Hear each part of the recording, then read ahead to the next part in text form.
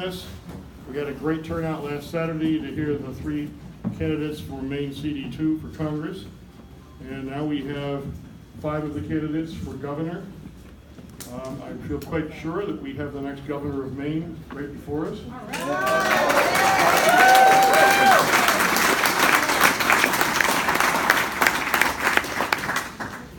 For anyone who can't read the signs, you have Adam Cody, Janet Mills, Mark Dion, Mark Eves, and Betsy Sweet.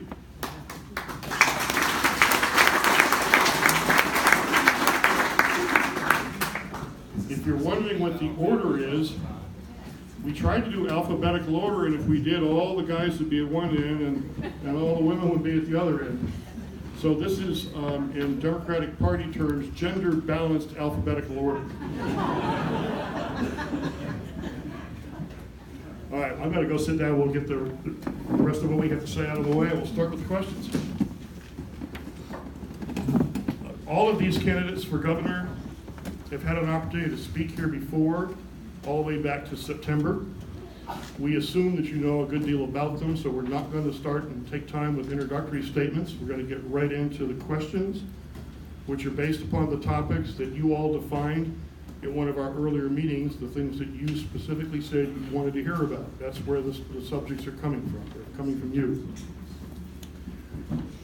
Given that we have this many candidates, we're going to give each candidate 2.5 minutes to answer each question. We have a timekeeper right in front with bright pink time cards. They don't match anybody's socks in the front row as they did on Saturday. We ask the candidates to please be respectful of the time limit because we'd like to get through all of you answering on a lot of questions on a lot of different subjects. We're going to start with a question to a candidate, and then each of the others will go right down the line from left to right and back around to the end when it comes to it to answer the question, and then we're just going to rotate that same order as we go through. Helping me pose these questions is Debbie Bonaminio of Castine. Debbie did a great job on Saturday, and she's back again. All right, with that, we're going to go right to the first question. People in Hancock County and across Maine are very concerned with the tone of our politics in Maine. Civility is missing, and our chief executive has repeatedly embarrassed us across the nation with these remarks. We assume you want to change that. What we want to hear from you is specifically how. We're going to start at the left end with Adam. Oh, I should explain to the candidates, there's a button on your microphone. Just press that, it'll turn green, and when we're done, please turn it off, and we'll save the batteries. Thanks, Al. Well, I appreciate you all coming here today, and I can tell you we have had this type of turnout in every county we've been to, and that is a sign we're going to win this November. I got to tell you, this is fantastic. And actually, that wasn't the first question I got tonight. The first question I get at a lot of places, and that is, are we related? The last name Cody, and I couldn't answer the question. My Pepe had 16 brothers and sisters. My Meme had 11, so there's a good chance. We're trying to figure that out on the front row here. But we do feel good about winning this race if we get them all to show up and vote, I'll tell you that. The civility is a huge issue, and I have said everywhere that I've gone that our next governor really needs to do 2 things very well. The first is to restore a sense of civility and dignity, service, and humility to state government. The second is to become a transformational governor, which I believe we absolutely have to have because we're last in New England and one of the last in the country on jobs, income, and economic growth. With respect to restoring civility, I can tell you that I'm committed to doing that immediately, and I think it's going to be very hard for somebody who has spent the majority of their time in Augusta to be able to do that. I just think because the fights have been going on for so long, there's so much toxicity, it's challenging. And I'll tell you, I do have experience doing that. I do have experience turning around difficult areas. I get asked a lot, particularly at veterans groups, how I received a Bronze Star when I was in Afghanistan, and I think they're expecting to hear I stormed a beach or took a hill type story, and that wasn't how it happened at all. I actually commanded 2 units out there. The first one was from Maine. We had a lot of great soldiers. We had a really good deployment. Halfway through the deployment, there was a unit that was attached to us that had charges of sexual harassment. They had racism claims. They had soldiers that had stolen things that they were mailing home. The entire chain of command was sent home, court-martialed and reassigned. I was placed in charge of the unit in the middle of a combat zone. I could bring 2 people over with me to help turn it around. There's a common misconception that the military is the type of place where someone has the highest rank, comes in and yells at somebody and gets something done. It's actually not the case. It was hard work. It was sitting down, talking to people, bringing them together, sharing credit, not having this battle back and forth. That's what I do in Augusta, and I'm committed to doing it as your governor. Thank you.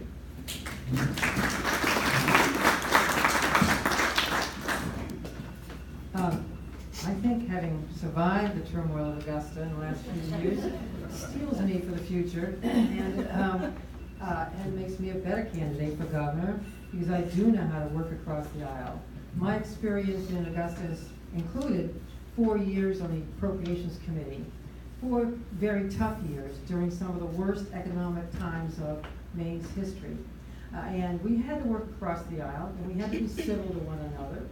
And we forged 7 budgets in 4 years, always with a view towards maintaining the basic social services safety net of government and basic education funding of government. I've always followed the rules of decorum, even when attacked pretty much on a weekly basis by the individual we all know who is in the Blaine House right now. I do that because I was brought up in a family that is basically bipartisan at this point. I was brought up in the shadow of Margaret Chase Smith, who as her creed talked about bracing for smears and always standing up to them, and always standing up to criticism and welcoming criticism, but never letting your honor be bought. She was a role model for me. She was a Republican. George Smith is another role model in terms of civility and how you engage in civil discourse with people with whom you may disagree. So that's where I'm coming from. I think I've practiced that in my personal life and my professional life. I think I would open the door immediately to members of both parties, to the leadership of both parties, all parties I should say, in both houses, and make sure that they know that the governor now has an open door. I think we all know that, especially Representative Lucchini, Representative Hubble know that one of the basic problems of this recent regime is that he hasn't even let cabinet members or department heads or even staff in the departments talk to legislators, provide basic information to legislators. And that's part of civil discourse as well.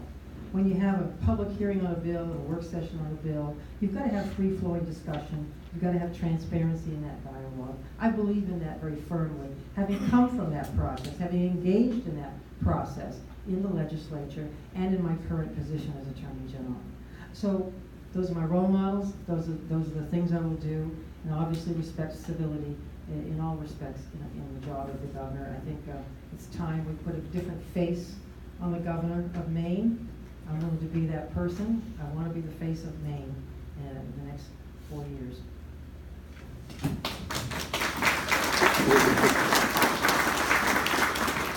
Thank you.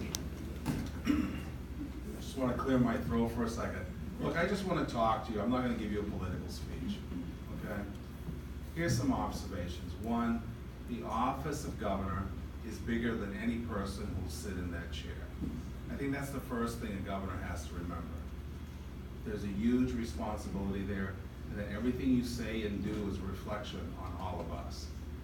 Second, I reject the assertion that it's nasty fighting in Augusta all the time. I'm a sitting senator. We do hard work, but the headlines capture when we don't get along. I have tremendous respect for a number of individuals of different parties inside that dome. We do get it done. There are conversations. It's not easy. I've been married 40 years. and I'm still negotiating. Right? There are good days and there are bad days. And there are days where we don't understand each other. And there are days that my wife would say to my daughters, your dad's not right, but he's not wrong. Let's move on to the next topic. And that's what happens in Augusta. I've said time and time again, the first thing I would do as a governor is walk up the stairs and meet with the Republican caucuses and then talk with the Democrats and the independents. They have to understand that the next governor will be a Democrat, but he or she will not be there to exact revenge on their agenda. You have to start fresh. Why do I say that? I've spent 32 years in law enforcement. When I got a call, there was problems, there was conflict. Didn't always have to lead to an arrest. I say the most important thing a governor has to be able to do is listen, actively listen before they speak. I learned that in a very practical way out on the street. As sheriff, I ran the largest correctional institution in the state, 600 inmates. We have no weapons inside the fence. You have to be able to listen, you have to be able to talk, you have to settle conflicts. And as a practicing attorney, I've learned to be conscious that when I speak, it's not for my ego, but it's for my client's interest. So I have to be considering that when I do open my mouth. And I think if we look back on this administration, we've seen someone who's had an impulsive, immature approach to making a good argument. My colleagues that are here tonight will tell you I have no fear of standing up, but you can do it without personalizing it. Thank you. You guys, you don't have to pass the mic down. There's mics there to share. All right, phenomenal. Well, good evening. My name is Mark Eves, candidate for governor. For 8 years, I served in the state legislature. I was very fortunate for half the time that I served. My colleagues elected me Speaker of the House for 4 of the 8 years. Well before that, I chose to go into a profession of helping people as a family therapist. And people have told me after 8 years of Paula Page, if this state ever needed a family therapist, it was now. So that's my general orientation. I was raised by my father, who served in the military for 35 years as a chaplain. My mom is a retired public school teacher, and they taught us a lot of things, and one of which was you always assume the best in each other, you work hard, and you don't turn your back on each other. And when I served in the legislature and was fortunate enough to serve in the capacity of Speaker of the House and had an opportunity to appoint folks like Louis Lucchini, I don't regret that decision. As chair of a committee, same with Senator Dion, a couple committees, the conversation was about how do we set the tone at the top. And it was difficult. It was difficult with a governor that had an agenda that divided people every single day. But well before I ever thought about getting into public office, my family therapy practice was home-based. And I would drive out to individuals' homes and drive down long driveways, and I'd knock on doors and I'd never know really what was on the other side. Every day was different, every family's different, every issue's different. But being raised in the family that I did, I walked through those doors and I sat with people around their kitchen tables and in their living rooms, and they were going through tough times. They were living in poverty. They had a lot of challenges, but I showed up day after day after day to make sure that we were getting results. And I took that same approach when I ran for the State House for the first time, 2008, 10 years ago, when the recession was setting in. Gas and oil was $4.50. The Democrat hadn't held that district in over 30 years, and we were able to win that one. The way that we did goes to the heart of the question around civility and respect and uniting on a common vision about what we all want, to be able to provide for our families, put a little money away for a family vacation, a retirement, maybe your kid's college fund. When I showed up to the State House, I built relationships and I built bridges. One of those was with Mike Thibodeau. He's currently the Republican president of the Maine State Senate. Sometimes I get really long faces when I say his name in crowds like this, but I'm proud of the relationship that we were able to develop. We made a commitment to never shut down state government, and we didn't. Last February, he invited me up to go ice fishing at his camp with me and my family. He had found out that my kids didn't know how to ice fish, and he shamed me for it. And he invited me, and for 2 days we ice fished together. And it's that type of being able to bridge the gap and build relationships that our next governor needs to do. I have that skill set. I look forward to leading the state, and I hope that I can earn your support. Thank you. Thank you so much. I'm Betsy Sweet, and I'm so glad to be here, and I am so excited to see all of you here. It is true, everywhere we go, there are hundreds of people who come out who say, we want something different. And it's not just the policies, it is exactly this question. It is embarrassing to have a governor who leads by bullying. You know, when he first ran for governor, I have 3 beautiful daughters, and my daughters heard something that he said, and they said, Mommy, hey, that's bullying. If we said that in school, we'd get detention. And so they wrote a letter to the editor, and they said, you know, we can't have this. You know, this is not the way we want to work, not the way Maine represent Maine. I've been an advocate in the State House for over 30 years. I've represented some really tough issues, from a woman's right to choose, to lesbian, gay, political, transgender issues back in the 80s, to domestic violence, to getting services for low-income people and health care. The only way that we have made some incredible progress, I helped write the first Family Medical Leave Act in the country here in Maine. And the only way that we were able to do that is by working with everybody. You know, my mom always said, I'm the youngest of 5 kids, and my mom always said to us, there's good in everybody, find it, because that's where your common ground is.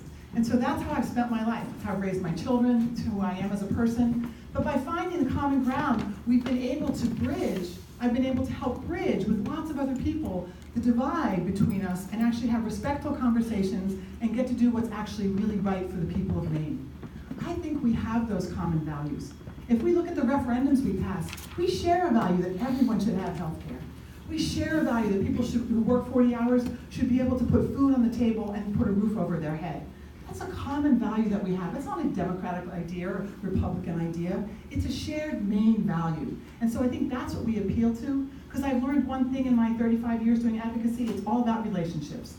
And it is about listening. George Mitchell told me, Betsy, we have two ears and one mouth for a reason. And politicians forget that. And so I am a good listener. And I too am a counselor in my, I have a practice. And I know how to listen. But I think most importantly, one of the reasons I am actually running for governor is I imagine what it would be like if we lifted up the best of Maine. You know, I go around this state, there are phenomenal people, many of them in this room, all of us, right, doing amazing things. Kids doing a restorative justice project in the Lewiston high schools, farmers just right down the road here who are doing food sovereignty and revitalizing their ranges. A guy I met who's doing drone mapping of the Gulf of Maine to see where good aquaculture, vertical aquaculture could be. Imagine if we had a governor in the Saturday radio addresses, instead of tearing down the other party, said, here, look at this cool person, look at this amazing thing that's happening in Maine. Because I know that what we concentrate on is what we get more of. And that's, I think, our incredible opportunity in 2018, and one of the reasons I'm running for governor. Thanks.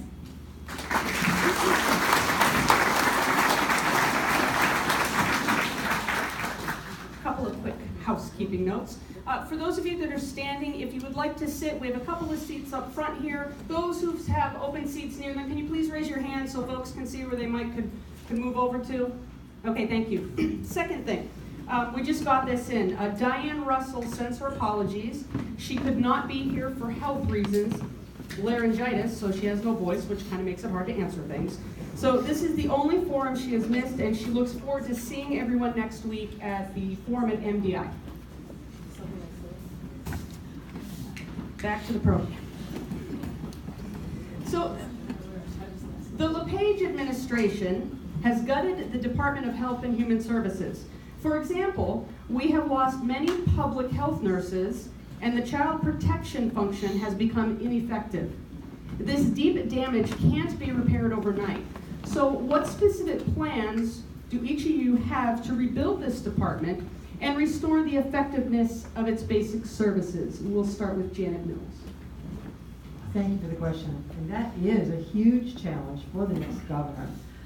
First, the public health nursing program that has absolutely been decimated. We started out a few years ago with about 53 public health nurses. We're down to 12 at last count that I know of, and even many of those 12 people are not working because they're on administrative leave. They don't want to work in that environment anymore. Their computers, their offices have been taken away from them. How can we tolerate decimating the public health nursing system when we face, issues with children, issues with diseases. We could have a tuberculosis outbreak any time. So obviously, reinvigorating the morale of state government is a huge priority. I've been a state employee, I work with state employees, I know what that's about. And providing incentives to people to come back to state government and work for a government that really wants to serve the people and perform and fulfill their mission. In the Child Protective Services, we see a great deal of turnover, and that's terrible for families and children. Home visitation programs. We also know that this governor hates unions. He particularly hates the state employees and public employee unions. And so he's contracted out for a great deal of work. There was one sole source contract from DHHS to the tune of $63 million. Sole source contract. What was the reason, the emergency that caused it to be sole source? Quote, they hadn't gotten around to doing it before. I mean, this is an excuse to contract out vital services.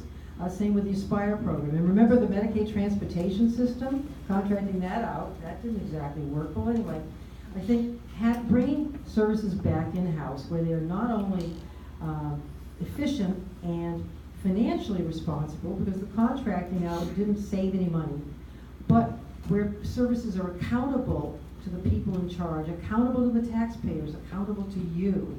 You don't just sign a contract saying, I'll do X, Y, Z, and then nobody checks on them and nobody knows. State employees are good people. They're not corrupt, as our governor called them a few years ago. They are good, hardworking people, and they deserve our support. So reinvigorating the morale of government. If you'll remember, my sister was director of the CDC for 14 years. She was one of the first people that the governor fired. I don't know if I'll bring her back. She doesn't need to be back in state government. But people like that, who know what public policy is about, who will work in the public interest and for the public health. Thank you.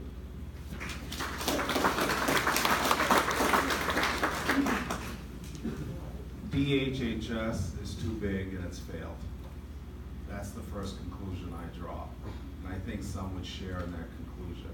I would break it up. There'd be a Department of Health and Human Services.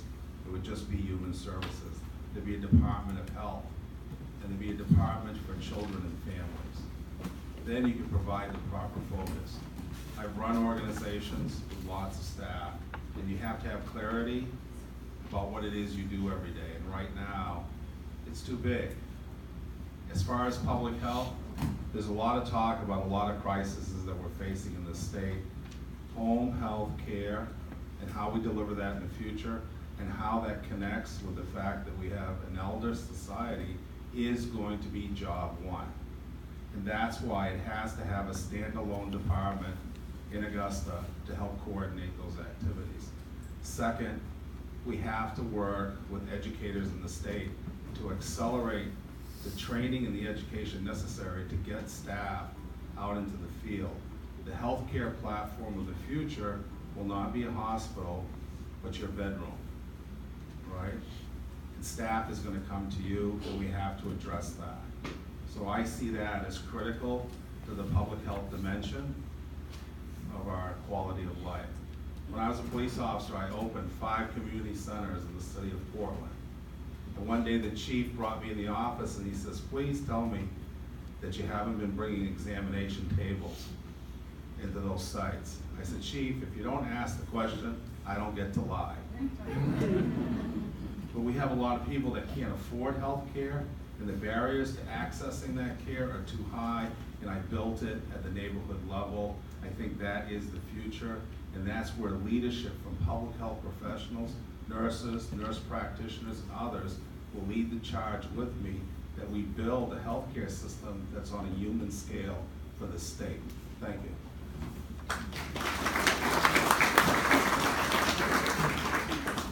You know, when I was a little boy, I remember my mom putting me on the bus as the bus drove up, and she would always look at me and look me in the eye and say, remember who you are.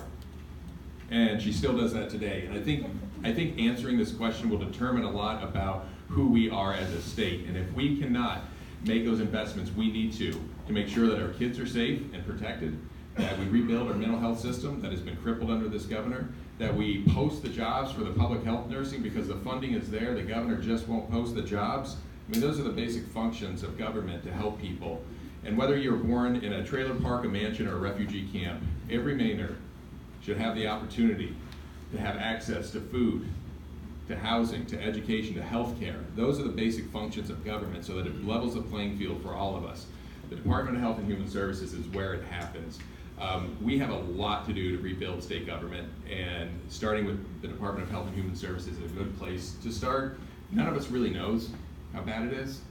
We hear the stories, we see the headlines, but until we really get in there, take a peek behind the curtain to really assess what the damage has been, we're not going to know exactly how to rebuild it. And that some of the things that we would have done 10 years ago, we might not do now. So we need to rebuild it for the needs of the state. We have an opioid crisis that has just gone rampant under this governor's watch. He has no strategy about how to do it. He has a lock them up or let them die philosophy. It is cruel, and we have to have a different approach and different philosophy, one that is grounded in the fact that state government actually is a partner with its people. So the HHS, it is big, but I believe one of the biggest problems is we haven't put our priorities in the right place, and we haven't funded programs that help our people.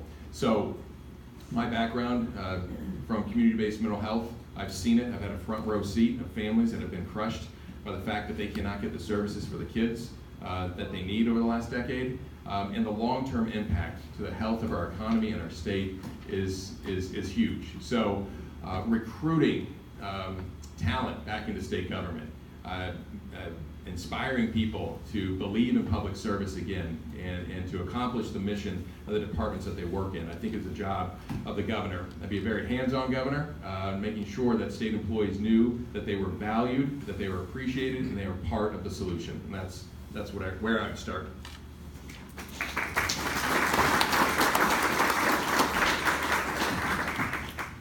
So in my 35 years at the State House, I cried a few times. And one of them was this last spring, when Commissioner Mary Mayhew got up, and I've worked in human services trying to advocate for people to get the services that they need for most of my adult life in Maine. And she stood up as we look at 1 out of 5 of our kids going to bed hungry, child abuse happening incredibly that we're not addressing, opioid crisis, you know the problems, right? And she stood up, and as she talked about cutting money from the Department of Human Services, and when she was asked why, she said, "It is my job to make this efficient and cut it so that we can give money to the general fund to pay for tax cuts for Mainers, wealthy Mainers." She didn't say wealthy, but tax cuts for the rich. I don't cry often, but that made me cry. I thought, how far have we sunk? And that does not reflect the Maine that I know. It doesn't reflect the Maine people that I know, and yet that has been their systematic effort over the last 8 years. Specifically on child abuse, just this last couple months, the Centers for the Community Partners for the Protection of Children, this extraordinary program that brings together schools, police officers, healthcare people, right? It was a pilot project in Westbrook and Portland to look at how do we catch kids who are at risk. And it's been so successful that they spread it out and they did pilot projects all around the state. And then in February, they just decided one day, we're gonna cut the program, cut $2.5 million. A week after 2 of our children were just killed. Who is that? We can't do that. One of the problems is our department has been decimated, and one of the problems that Republicans have, I've thought this my whole life, is they don't believe in government. So it's really hard to find people, talented, good people who want to dedicate their lives, the people that I've worked with, the people at this table my whole life. It's hard to find them because they don't believe in government. Do you remember that Mary Mayhew was his last pick when the governor said, I couldn't find anybody else? Finally, I decided to ask her. That's who's populating that leadership. And then the workers who care so much and have spent their lives working there are heartbroken and are leaving to go work for community mental health agencies and other places. So I think it is time to set our priorities and to say our hungry kids and hurting kids and elders who need care in their homes, are those people our priorities? Or is our priorities to give tax breaks to the wealthiest and to corporations in the hopes that it will somehow trickle down and the rising tide will carry all ships? It hasn't worked before, it won't work now. We have a lot of work to do, but I think the thing that we bring to the table is both our sense of morality and justice and the difference between not right and left, but right and wrong, and also the belief in state government as an instrument of good in people's lives. And that's what we need to bring back.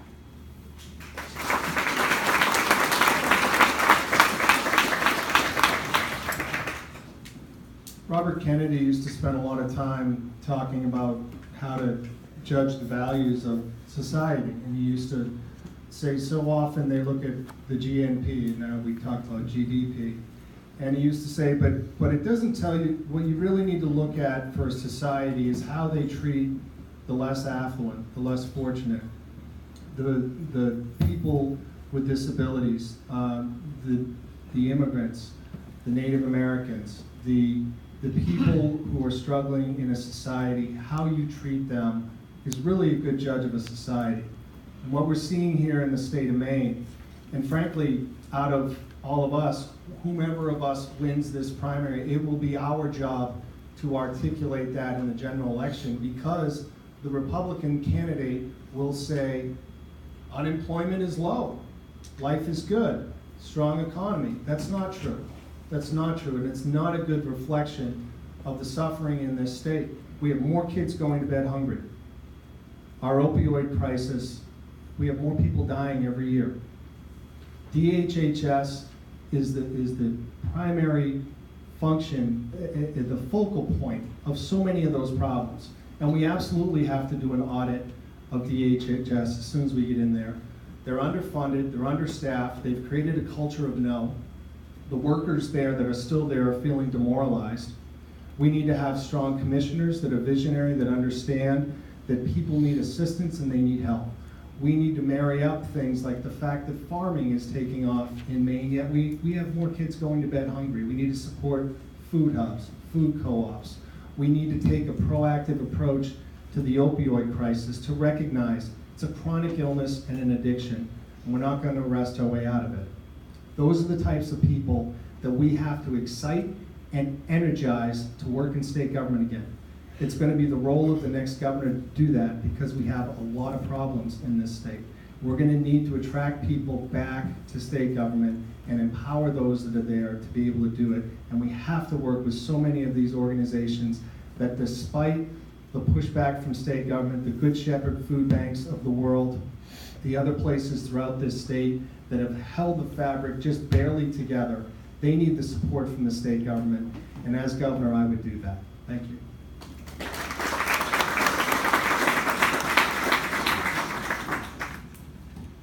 Democrats in Hancock County worked very hard last fall to pass question 2 to expand Medicaid.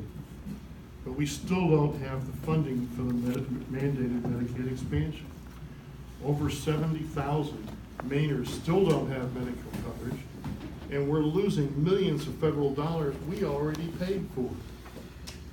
Will getting this done be an immediate priority for you, and how will you fund the state share? The question goes first to Mark Dihart. I don't think. Just push the button and turn it on. If you could travel with me, you'd learn that I'm incompetent with microphones. I have to disclose that, I think my colleagues would agree. Thank God, that might be the only thing. It's a joke. I can hear my wife scream from Portland. She has a whole list. I don't think there's any one of us here that would disagree on the primary importance of establishing that expansion. It's how we get there. I believe in single-payer health care, but it's an aspiration that we can work towards. As governor, I would try to expand our access to Maine care so that we can all join a pool immediately. And that would accomplish 2 things. It would give you reasonable, affordable access to health insurance, and it would remove the stigma of welfare for those who've enjoyed it right now. When I was sheriff, I used to tell my dad, if you can't afford it, I'll take you into custody. Because in jail, you can get health care. As a legislator, I get health care. Why can't you? I'm allowed to join a pool, so it's affordable for me and my wife. And it's the same with my colleagues out in the audience. So I think the main care strategy is the first piece. The second piece is I would create a healthcare cost commission to function much like the Public Utilities Commission, to hold insurance companies and the hospitals and corporate medicine accountable. They love this fight. We're gonna increase the pie and they're gonna come along and take a bigger slice. I want them to control costs. I want them to publish fee schedules that we can understand. I want them to close the loopholes that you think you're insured, but you go to the emergency room or you have a procedure and they go, sorry, this was an out-of-network provider who stepped in to provide this particular service and you're stuck with a $10,000 bill. So it's gotta be a balanced approach. Create access to a pool that makes sense, and second, control costs so there's some balance. So I want a single cost system so that we know whether it's Ellsworth or Bangor or Portland or Kennebunk, we're all paying the same thing for that hip replacement.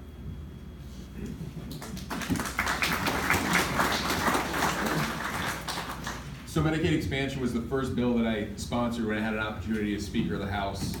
When I was running for Speaker, I heard over the speakers in my car through MPBN was reporting that the Supreme Court had ruled that they were going to leave it up to the states. That it is going to be each individual state to decide whether they expand Medicaid or not. It's the first bill that I sponsored, built a coalition with 150 different advocacy groups, bipartisan coalition within the legislature, and that's something that people forget, that this is a bipartisan issue. It certainly was in the State House when we tried to get it through. That first bill was our best chance. And we got it to the governor's desk, and he vetoed it. And when the votes were being taken to override the governor's veto, I was standing up and presiding over the vote, and I saw the votes coming in, walking into the chamber and having that vote. I knew we had 101 votes. That's 2/3 of the legislature to override. 2 Republicans flipped their vote. And while those 2 Republicans flipped their vote, I thought about the 70,000 people that weren't going to have health care. I thought about the $500 million every single year that our state's economy was going to lose out on. This is a no-brainer. It is passed by the people. We put it on the governor's desk 4 additional times. People got frustrated. They went out, they collected signatures, it passed the ballot. Nearly 60% of voters said this is something we want. This is an issue that is on our side. It'll be funded in my first budget. And we're going to start getting that $500 million into our healthcare economy. Now, the other things that we need to do is to control costs. I believe in a single payer healthcare system. I believe that's the only way that we're going to be able to control costs when we get profits out of healthcare. Right now, 20 to 30% of profits, of healthcare dollars go to profits. Executives, commercials, it's wasteful. In a single payer system, 2 to 3% goes to overhead. This is a no-brainer, and when we all can walk into the doctor's office and pull out the same health insurance card, slide it across the desk, we all have the same coverage, the same costs, that's when we're going to be able to drive down costs. Until we do that, we have to expand Medicaid, we have to provide a Medicaid buy-in option on the health insurance exchange. That is one way that we can get to closer to universal coverage. And we have to contain costs by focusing in on the folks that, when we look at the Medicaid account, 55% of our costs are borne by 5% of people within covered by Medicaid. We have to do a better job of controlling those costs. But the first thing is everybody in. And the best way to do that is by expanding Medicaid, creating a buy-in option, and having the understanding that until we're all covered, we can't drive down costs. And until that happens, we all bear the cost of people going to the emergency room that don't have coverage. So I think it's a human right, it's a basic right, we all need it, and it's a necessity. So it's something I would fight for day one.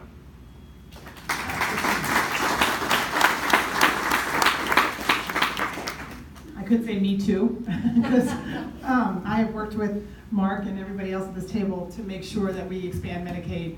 Even before it was a 90% or 100% match from the federal government, but when we had non-categoricals and we tried, because we know that when we cover people, it saves all of us money, right? People say, how are you going to pay for it? The question was, how are you going to pay for it? Well, first of all, the money's already there to pay through next May. So we have to stop talking about that right now. It's just an excuse. It's just a wolf in sheep's clothing, I don't think that's what I meant, but, you know, it's just an excuse that they use not to do it. But I think one of the things, we are already paying for all the people who are uninsured. We're paying for it in our emergency room costs, when people use the emergency room instead of going to the doctor for a cold or for something, you know, a virus. We are paying for it in our jails, as Mark said. We are paying a lot of money for people who don't have behavioral health care coverage, who don't have opioid crisis coverage or substance abuse coverage, and they end up in jails instead of in healthcare facilities or recovery facilities. So we are already paying. And one thing we have to do, and one of the things that's driving me crazy is for 35 years, is to say, when we look at the budget, we look in silos. So we look at this line item. And we say, well, yes, this line item has gone up, but has gone down, but look over here. You know, it's a balloon. And when we squeeze the balloon over here, it goes out over here. So yes, we might have cut off non-categorical of healthy adults with no children, right, that we used to cover, now we don't cover them. When we uncovered them, we stopped covering them, we squeezed the balloon over here, and where did it come out? In jail costs, in additional hospital costs, and who bears that? Those of us who have insurance. And I don't know about you, but I don't feel like I have insurance. I pay $1,200 a month in the marketplace. I have 3 children. We each have a $6,000 deductible. So by the end of the year, I'm into $36,000, $37,000 before I get a dime of health insurance. That doesn't feel like health insurance to me. I don't make much more than that. So, you know, I think that we have got to say we must do this. The question is not if, the question is how. And then I think we have to look at priorities. We have to look at the things that Mark talked about. We have to look at what we're paying for. All those drug commercials, your health insurance is paying for that. All the corporate profits for the labs, for every step along the way. We're paying for it because we have single payer. We have it for everybody over 65, and we have it for everybody under a certain income. It's just all the people in the middle who have to pay for all of those costs. And that's why we can't get health care done. And the reason we can't do it, and we'll talk more about this, is money in politics. We are paying for the lobbyists and for the corporations to protect their interests every single day in the legislature, in Maine and in Washington. And the reason that we are the only nation in the world, industrialized nation in the world, that doesn't have it is because we continue to get, the politicians get funded in Washington, and here they walk in. That's how Medicaid got overturned after we passed it. They came in and said, no, no, no. And the drug companies come in and say, no, no, no, you can't have affordable prescriptions. So there is a huge connection between money in politics and healthcare. And when I get in, those 2 things are my top priority.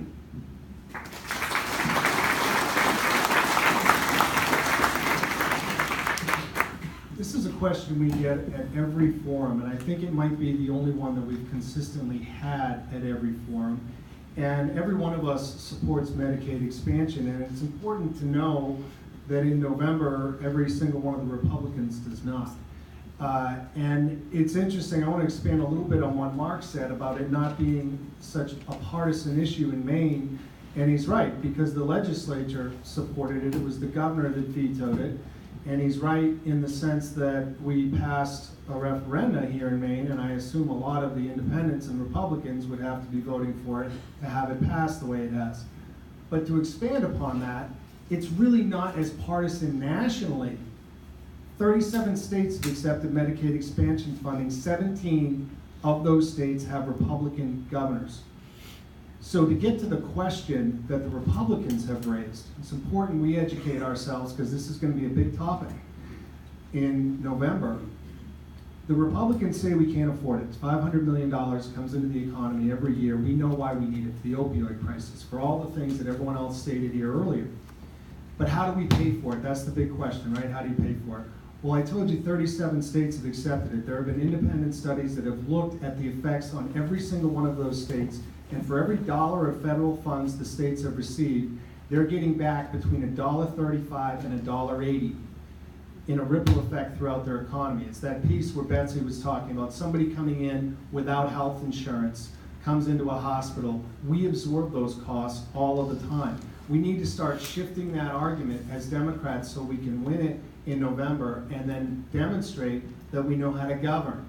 Demonstrate we know how to govern. We need to start winning outside of these rooms and in diners throughout the state. That's how we demonstrate Democrats know how to govern well. It's understanding all of this piece of it. And that's exactly what we have to do, because once we accept these funds, it's going to make an enormous difference in our economy. 70,000 people with health insurance. I would also join my colleagues in saying I strongly support single payer. I strongly support single payer. I think we see that there's a group called Maine All Care. I've met with them several times. They're doing a study right now on how we can implement that here in Maine. We haven't done a study on it since 2003. Vermont's tried it, California's looked at it. I think part of what we could do is partnering with other states regionally, like Vermont, like New Hampshire, to set up a single payer type system. That's what I'd be looking for to do as governor, and it's an important issue to absolutely do right away. Thank you. Thanks for the question. The question is, how are we going to pay for Medicaid expansion? And we're all in favor of Medicaid expansion. And we go back a minute, because one of the first battles I had with this governor was when he wanted to take thousands of Maine young people off of health care. And I wrote him a legal memo and said why he couldn't do it, why he shouldn't do it. And he didn't believe me, so he went to court and he sued. And I took the other side. I intervened as a party against him. He's never forgiven me for that. But we kept thousands of Maine kids on health care because of that effort. Now that category is coming due next January. It may not be continued. I want to make sure we do continue that coverage. But in terms of funding Medicaid expansion, there are a lot of options. And first, you look at what's available in the Medicaid account right now. Nobody's done an actual audit of a Medicaid account. But as Representative Hubble knows, the Appropriations Committee has done a deep dive as much as they can, without much cooperation from the administration, to see what's available. And they had an independent study, the Manat report, submitted to the Appropriations Committee. And that report said, you don't need 50 or 100 million in the first year. You might need 30 million, including administrative costs, which the governor's complaining about. Keep in mind, when we last had non-categoricals, the 19 to 64-year-olds without children, it covered by Medicaid, it was a much lower federal match, 60, 62, 64% usually. This is a 90% federal match. I think we're all answering it the same way. The question is not how can we afford it, how do we pay for it, how can we not afford to do it, how can we afford not to do it, right? Because it's such a huge benefit to our state. Saving rural hospitals is part of that equation. Employing 500 people or so in these new jobs, that's part of the equation.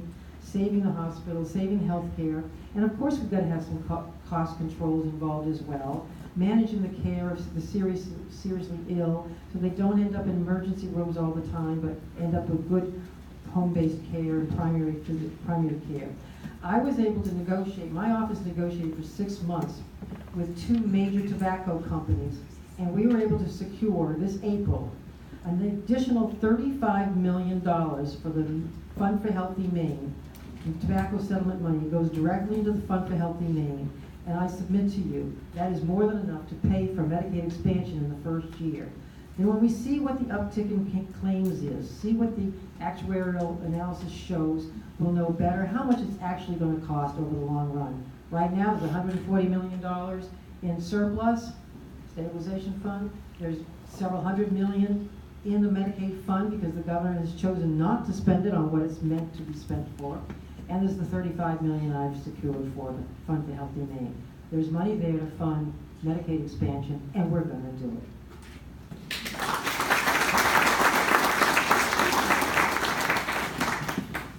Do you agree with the goal of having the state fund at least 55% of basic public education? If so, how will you achieve that goal? Let's start with Marquis. I absolutely support it, and it would be in my first budget. The way we would pay for it is the way in which people have already told us to, by taxing the corporations and wealthy to pay their fair share to make sure that we can fully fund our public education. It's not that difficult. That's where I would start. Now, to talk more broadly about education, we've had, I believe 8 commissioners of education over the last 7 years. If you can believe that, that is a remarkable, chaotic environment for one of the most important departments in our state government. We can't have any consistency around our education system. Can't have a conversation about education reform and how it connects to our economy and the future prosperity of our people if we don't have stable leadership. So we need to make sure that we can recruit somebody in that has, I would recruit somebody in that has classroom experience and administrative experience, so that it's not just a bureaucrat going in and making new rules, but a real understanding about what are the conditions of the classroom today. What are teachers dealing with? What are school districts dealing with? Because it's a lot more than what people have ever imagined schools to undertake. Kids are growing, they're growing up in a society where they're going to school hungry. In my kid's school, it's a shame when you have when you don't have money or your card runs out. You get to the end of the line with your tray. The lunch person says they throw it in the trash, and the cruelest thing is they make you a sun butter sandwich. I mean, the food shaming that happens around kids at a point in time that is damaging to their social upbringing is awful. So there's a lot that we need to do for our education. The first is fund education 55%. The second is make sure that we're bringing up the floor for teachers' pay. From currently it's $30,000. We need to make sure that it first year teaching salary at $40,000. It's a bill that we've been trying to pass in the legislature, and it just gets vetoed every time or not passed. We need to make sure that we're doing an honest assessment of what our schools really need. And more than anything, what I've heard, whether it's education, or businesses, towns and municipalities, they want a partner in state government again. They want a true, legitimate partner, and they just have not had that over the last 7 years. So my goal, when I think about my 3 kids, they're 13, 11, and 8 right now. They're in the 7th, 5th, and 3rd grade. It is making sure that we have a world-class education for them. Sometimes it does start with money, and funding education 55% would be in my first budget, and the way that we would pay for it is the way that the people asked us to.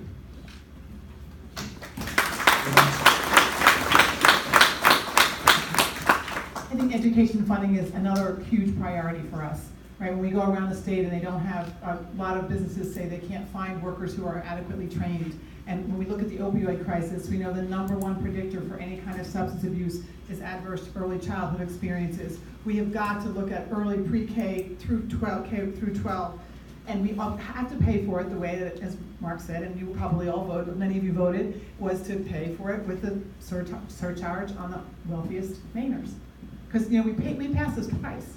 We passed it before and they said, oh, we can't do that. You didn't give us a funding mechanism. Okay. And we passed it. We said, okay, we'll do it again, but we'll give you a funding mechanism. And we did. And they said, oh, we don't like that funding mechanism. Let's do something different, right? I mean, people in Maine have spoken. We want something. We want our schools funded. And in Maine, it cannot be the case that the quality of your education depends on your zip code. And that is what we have right now. We do a lot of these forums in school buildings, and the difference between the school buildings that we go to in Kennebunk and Wells and Cape Elizabeth, and then in the county and other places, it's not okay, and it's not equal, and it's not fair. Even the course selections that kids have, it's not the same, and that's not okay. So yes, we have to pay for it. We have to look at revenue sharing. This governor has cut revenue sharing, right? And so that means our property taxes are going up, and that means there's more pressure on our school budgets. We have to restore revenue sharing, because that is the way, that is the partnership between state and local governments, and it gets back to the very thing of education. But let me say also, I think we have to look at education as a whole. Our education system essentially was founded in the 1900s, late 1800s, and its essential purpose was to transfer information from one person to the next. We remember, some of us, right, memorizing the times tables and the history lines and all that stuff. Now, the information that we all need, the facts that we need, is in that little phone or in that computer that we have on our desks. And our education has to be about how do we get along? How do we use that information to address the next challenge that we have in our state? How do we work as a group? How do we, again, do research and really go further than just the facts? Standardized testing does not measure that. It doesn't measure it for teachers, and it doesn't measure it for kids. And we have got to move away from the idea that we are going to teach to a test. We were in Oxford County last night. I spoke to a teacher, and she said, I quit teaching. She said, I was a 3rd grade teacher, and I loved teaching those kids. We did all these great projects, and kids were engaged in learning. And then they gave me a box of books and a test, and they said, make sure they know this. She said, I quit teaching. So we have to get back to where schools where kids love to learn and teachers love to teach. And that's our opportunity. I think we have lots of places we can look. I myself would invite a lot of people from Finland, where they went from being the lowest performing schools in the country, in Europe, to the highest in a couple of years, and talk about what they did right.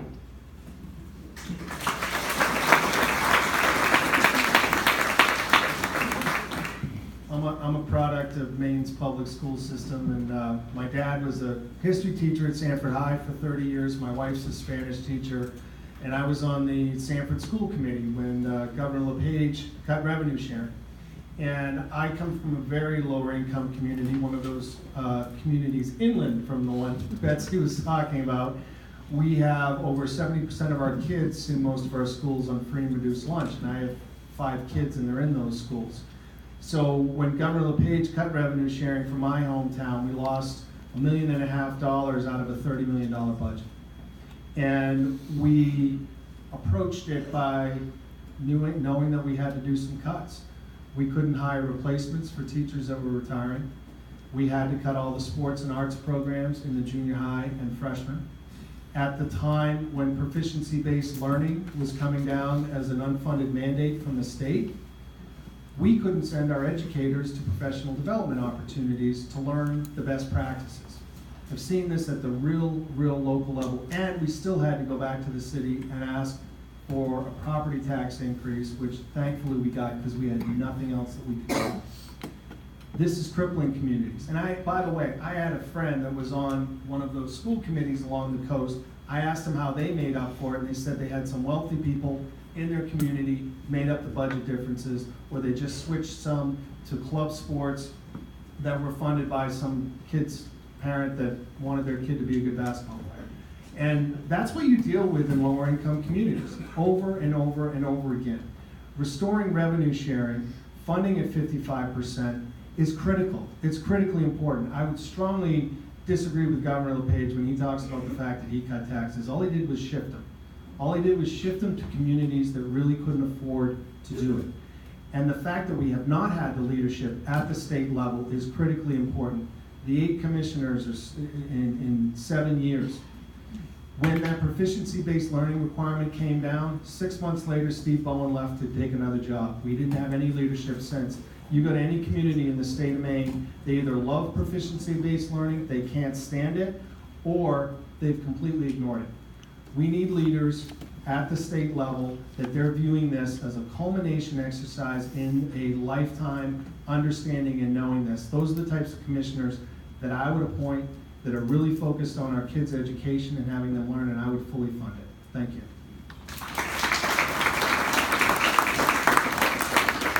Thank you for the question, and I think the question was, how are we going to fund it? One was, do we support it? I think everybody supports it, yes. But let's remember, it's not an individual 55% of each district of each school. It's 55% overall of the cost of education statewide, and according to the formula, which is called Essential Programs and Services. Regardless of the good faith efforts of the legislature in the past to establish this objective formula for determining what school districts get for state money, state funding, or what their goals should be in terms of how many counselors per, how many 50 or 20, 50 or 100 students, how many language programs, how many this and that and the other thing. Despite those best efforts, a huge disparity exists from one district to another. Lewiston receives about 75% of its school budget from the state. 75%, not 55%. Portland gets about half of that. You know, despite the apparent similarities in what the population they're serving and everything. You need to dig down deeper and find out what's going on to cause that disparity. And why is the per pupil cost of education so hugely different from Cape Elizabeth to Fort Kent? Why are those costs so different?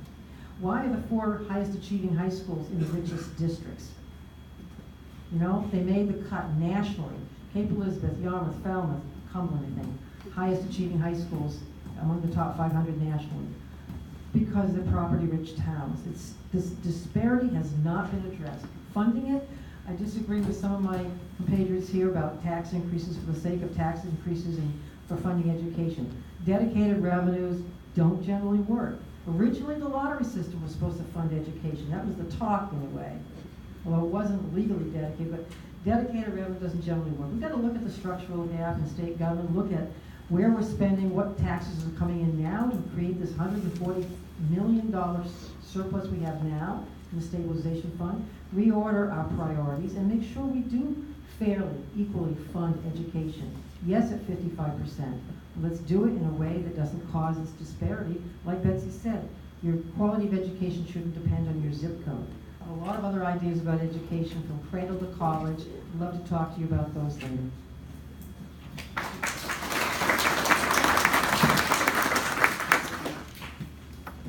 This is a tough issue. First, I want to comment because, again, when I hear critiques of the legislature, dismissive opinion of their work on this issue, legislators work hard. It's usually not a choice between good and bad, but two competing goods. I respect my colleagues' efforts to try to meet the goals that citizens set for them. It's not easy. It doesn't lend itself to a soundbite, and you're not there 2 in the morning when they're walking out to their car to go home. They work hard. They've tried to solve it. But my fundamental belief is that property tax is the wrong way to fund schools. For me, it's really that clear. When you're making money, property tax isn't a problem. You're raising your family, they're going to school, you can rationalize the cost. I'm getting a good deal. My daughters went through during high school. Supposedly through my peak earning years. My wife and I could meet that challenge. But then I look in this room and we're all gonna get to an age where the house we could support in our 30s becomes all we've got in our 70s. And our capacity to meet the tax obligation that's put upon us is not so easy. And we're conflicted about that because we value education and we want our neighbors' children to receive the same opportunities ours did. I think we have to move education away from a property tax base. As I said, it's not going to be easy and it's going to be hard, but move it into an income tax base that's graduated so those who can afford pay their fair share. That's simple. All right? And that way, I don't want to see elderly pushed out of their homes and have that anxiety to confront because the property tax burden continues to climb. I built my home. I acted as the general contractor. Do you think I had problems with the microphone? Those are other stories for another time. I built that home for $150,000. And they tell me now it's worth $450,000. I'm still working, I can make that tax bill, but what happens if I move on and my wife is 78 or 80? Is she going to be able to do that? We have to find another way, and it can't nibble around the edges. We have to have a dramatic change, and I would also include consideration of local option sales tax that would help fund education. We've got to move it away from property. Thank you.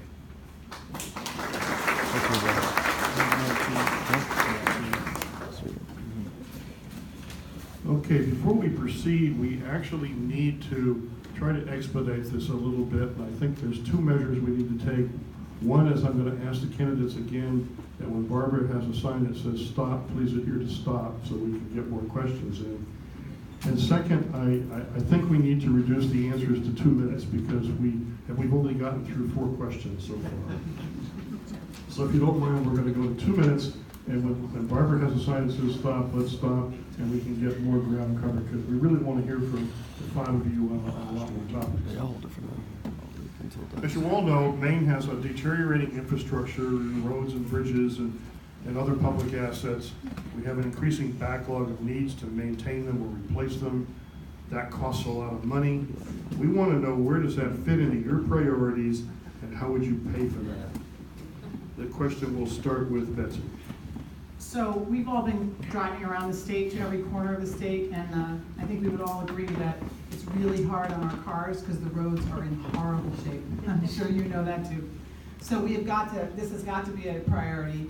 I think I would expand the definition of infrastructure to include broadband, because if we don't get broadband in every corner of the state, we are never going to get our economy rolling. We are never going to attract young people to all reaches of the state, and I think that's a piece of it. But let's talk about funding roads and bridges for a minute. So I think that, there's bonding that we have sitting on the governor's desk, right? Remember last year when he wouldn't release the bonds before construction season, right? So the bonds we passed, we need to release. But I think we also need to look at the gas tax. In talking to some chambers of commerce and some construction businesses, they support increasing the gas tax because we've stopped indexing it, right? So it hasn't kept pace with our needs. And so we don't have the money to fix our roads and bridges. So I think we have to do that, but then we have a challenge. We have the challenge of electric cars, which I think, I mean, I am so excited when I see all the charging stations going up and people driving electric cars. I was in Scarborough where the library actually has put up charging stations. But those folks are using the roads, but they're not using gas. So I don't know what the answer to that is, but I think that's something we have to consider, because eventually, hopefully, we're gonna get more and more electric cars so that we get more and more fossil fuel free. And so I think that's a piece that we have to do. But I think we have to do the bonding that we have. I think we have to increase the gas tax, and we have to make it a priority. We can't just say, oh no, well, we'll think about that another day, because we're gonna have a tragedy that all of us will be sad about. And in the meantime, you know, driving around potholes and huge bumps and stuff, and that's not okay. It's been neglected for way too long in the state. It's time to get it taken care of. Back to me now. I've been talking everywhere I go about the challenges in growing our economy, and the three main things I'd like to focus on. The first is infrastructure, the second is workforce training, the third is focusing on our competitive advantages in different areas. So this hits that first category, and I'm always talking about the broadband being the most important. Betsy touched upon that. The roads and bridges piece, Betsy's absolutely right that with respect to bonding, releasing that bonding, gas tax, I do have that concern with the electric vehicle piece, and yes, we did have that come up in the forum. There was a lot of support for it. I'm less sold on increasing the gas tax. I've been looking at other options, of course, are tolling. Lots of other states have done some creative things with tolling, particularly for having out-of-staters that are coming in. I really like the concept of doing seasonal tolling at the state of Maine. There have been several studies that have been looked at to increase the revenue for that.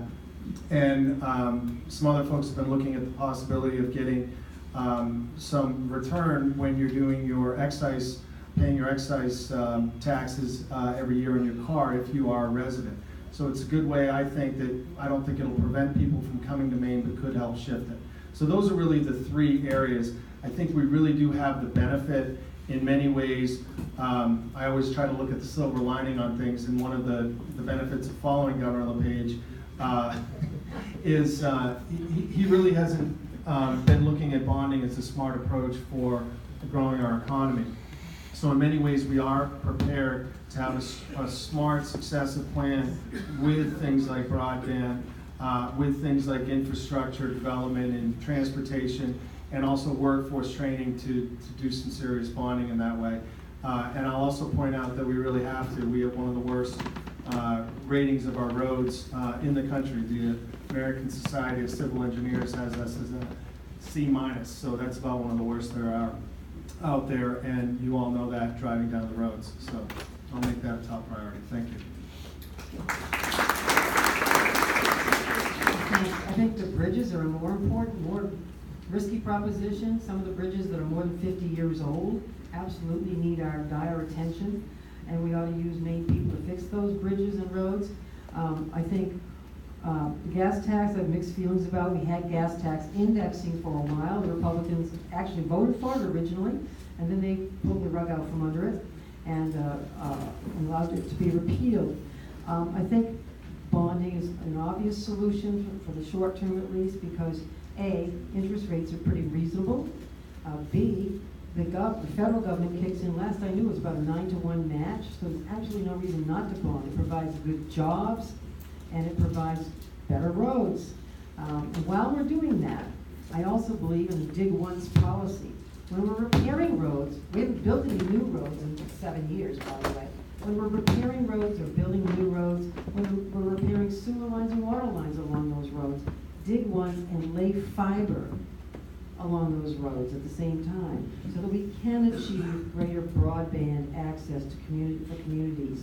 We all talk about broadband as part of the economic development plan, and it clearly is, and I want to have a statewide strategy for broadband.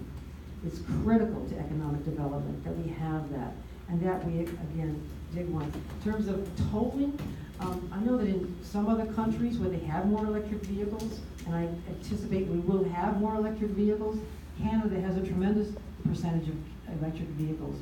Other countries have that. When I sued Volkswagen of America, I got a deal where a third of their vehicles now are going to be electric vehicles. And we have money to put into the Efficiency Main Trust to help people buy electric vehicles, and electric vehicles including vans for traveling, for driving seniors around to appointments and that kind of thing. So we're going to see more of that. Funding that. In other countries, they've had sort of a laser toll system, not the boost that you go to on the turnpike, but a laser toll on the major highways so that you can tell how many miles you've driven. You pay for the miles you've driven, not for the gas you've consumed, because that's less and less relevant as things evolve.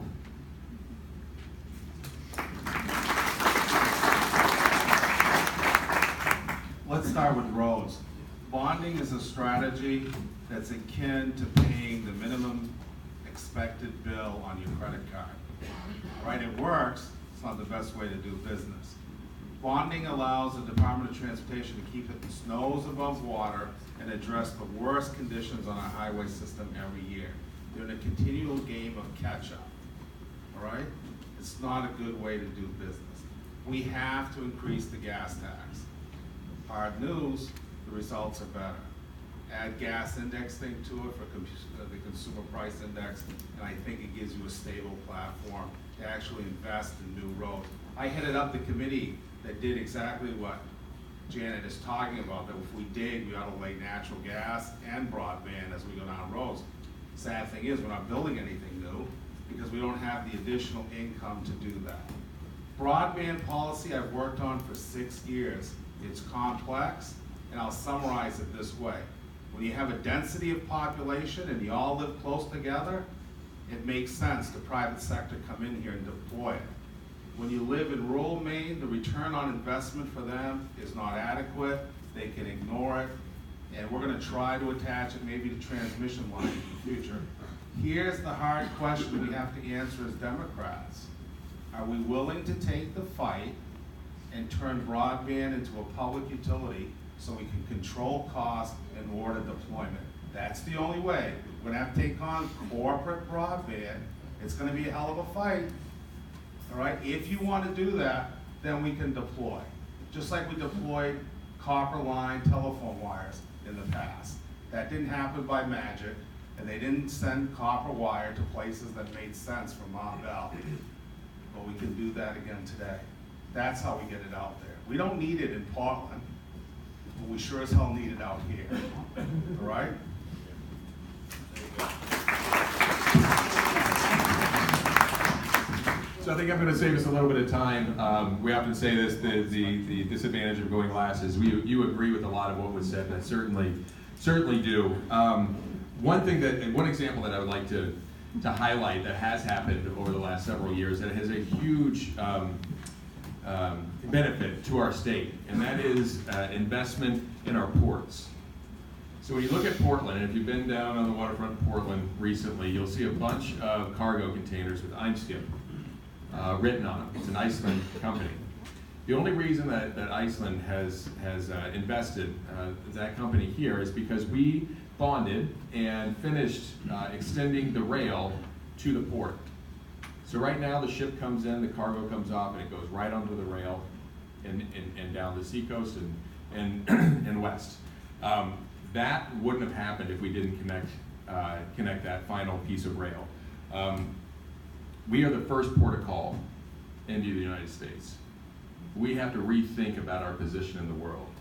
And if we do that, and do that successfully, our markets are going to open up, and it's going to benefit the entire state. When I talk to people about that project, all over the state, they understand the value of it.